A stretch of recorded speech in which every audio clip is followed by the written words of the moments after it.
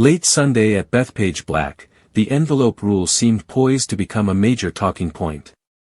The rule, in place since the late 70s and part of the captain's agreement, requires each captain to write down a player's name in an envelope ahead of Sunday's singles session. If a player is unable to compete due to injury, illness, or other emergencies, the corresponding player on the opposing team sits out, and both teams receive a half point. The rule came into play when Europe's Viktor Hovland, who had been receiving treatment for a neck injury after his four-ball match on Saturday, had to withdraw Sunday morning. U.S. captain Keegan Bradley's envelope contained Harris English's name, meaning the Americans had to sit him out and the match was recorded as a tie, each team earning half a point. The timing added drama because Europe only needed a few points to retain the Ryder Cup. With Hovland's half point, they required just 2 points from the 11 singles matches. For a time, it seemed the envelope rule might decide the outcome as the U.S. made a dramatic push to win. In the end, Europe prevailed 15-13, securing the trophy while winning only a single match outright. Shane Lowry's 6-foot birdie putt against Russell Henley produced the 14th point, confirming Europe had retained the cup. Additional ties brought them to 15, showing that Hovland's half-point ultimately did not determine the outcome.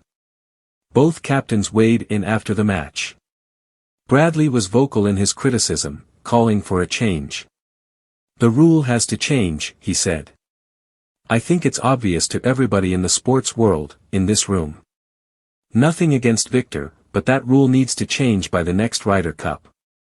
Bradley's stance reflects a broader sentiment that the rule, while rare, can dramatically affect competition. European captain Luke Donald disagreed.